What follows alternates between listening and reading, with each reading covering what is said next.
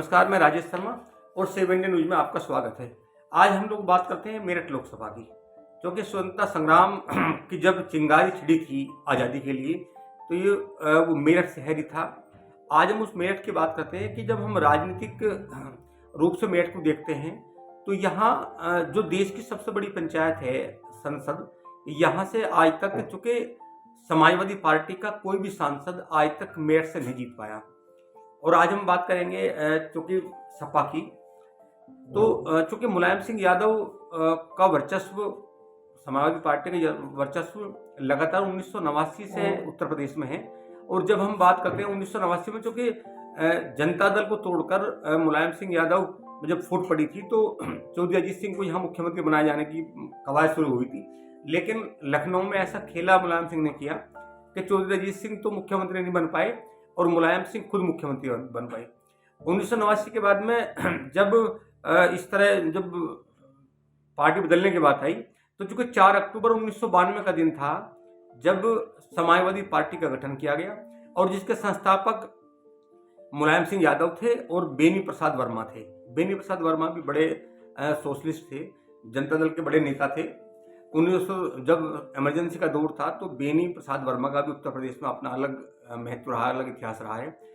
तो 1989 में पहली बार मुलायम सिंह उत्तर प्रदेश के मुख्यमंत्री बने।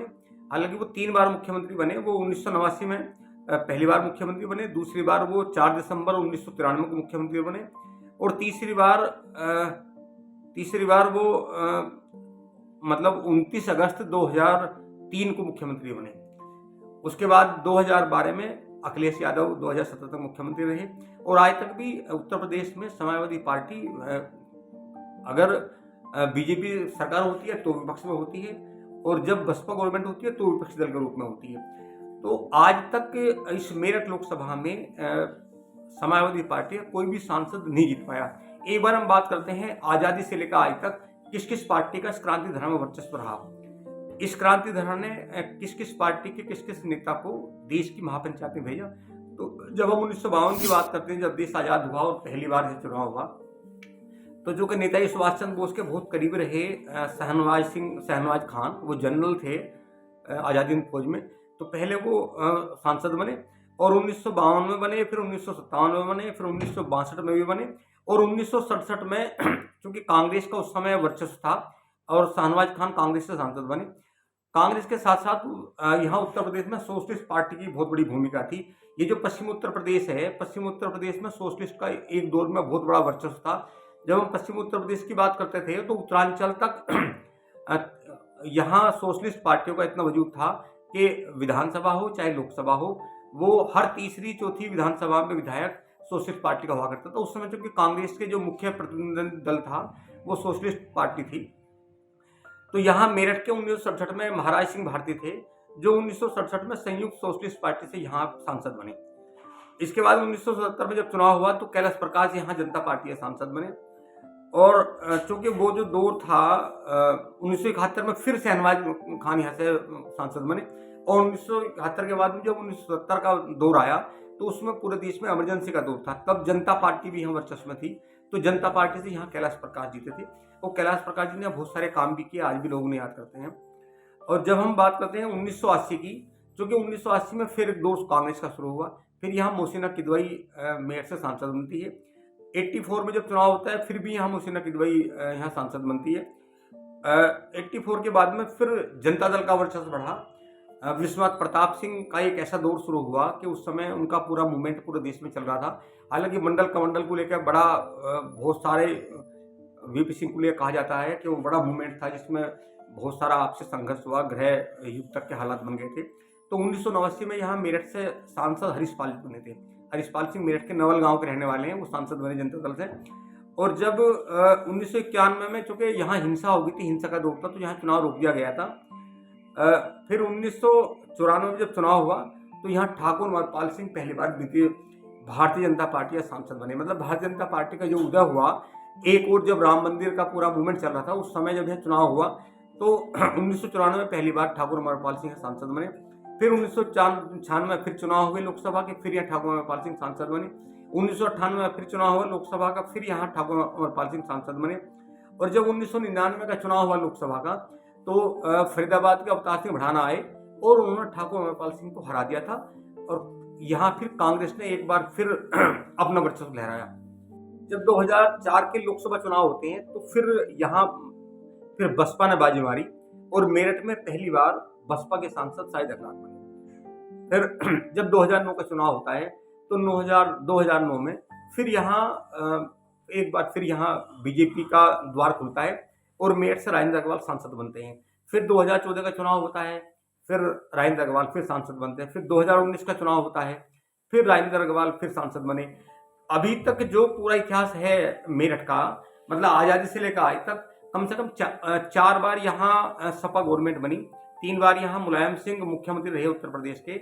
ऐसा भी कई बार रहा कि एक अगर हम कैंट विधानसभा को छोड़ दें तो ऐसा भी दौर आया कि तमाम विधानसभा को समाजवादी पार्टी ने जीता, बावजूद इसके लोकसभा में कभी नहीं जीत पाए।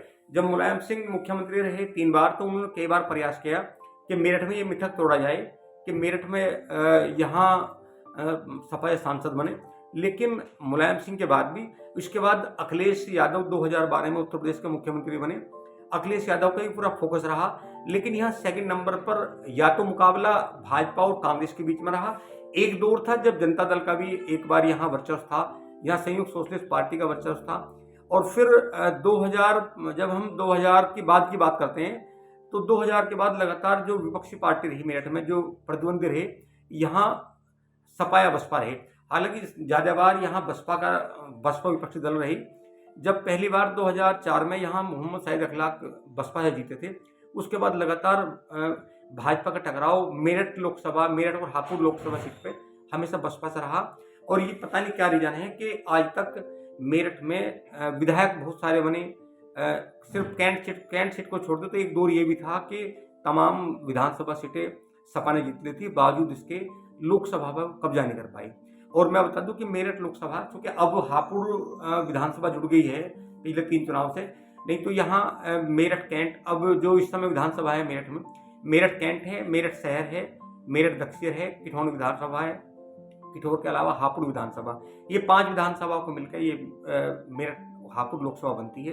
तो आज हम इसकी बात कर रहे थे कि आखिर क्या वजह रही कि अभी तक जब से मुलायम सिंह यादव बड़े नेता थे, बड़े आंदोलन की, मेरठ में उनका वर्चस्व रहा, लेकिन मेरठ सीट को अभी तक सपा ने जीत पाई। 2019 में जब सपा और बसपा का कड़ा मुकाबला था तो यहाँ बसपा के प्रत्याशी थे, हालांकि वो 4,000 कुछ वोटों से हार गए थे। इस बार जो मुकाबला होने वाला है 2024 में, क्योंकि यहाँ सपा और कांग्रेस का गठबंधन हुआ है पूरे प्रदेश में, और ये सीट मेरठ की एक बार फिर सपा के कोटे में चली गई है। अभी चूंकि बसपा का किससे गठबंधन नहीं हुआ है, और अगर ऐसा होता है कि बसपा यहाँ इंडिपेंडेंट चुनाव लड़ती है तो हमें लगता है क्योंकि बसपा यहाँ दलित और मुस्लिम के पैटर्न जब लड़ती है तो ज़्यादा प्रभावशाली होती है और मुख्य भूमिका में आ जाती है। जब सपा चुनाव लड़ती है तो सपा मुख्य भूमिका में इसलिए नहीं आती क्योंकि सपा का जो वोट बैंक है वो माना जाता है कि मुस्लिम, मतलब अल्पसंख्यक वोट बैंक है, साथ में जो सपा के कैंडिडेट होते हैं उनका वोट बैंक होता है। इसलिए शायद ये रहा कि अभी तक यहाँ सपा कभी अपना वर्चस्व नहीं जमा पाई मेरठ लोकसभा सीट में। और जहाँ तक 2024 का मामला है, क्योंकि अगर यहाँ 2019 में बसपा और सपा के गठबंधन के बाद भी सीट नहीं निकाल पाई, तो 2024 में अब ये तय करता है कि 2024 में किसका भविष्य उदय होने वाला है।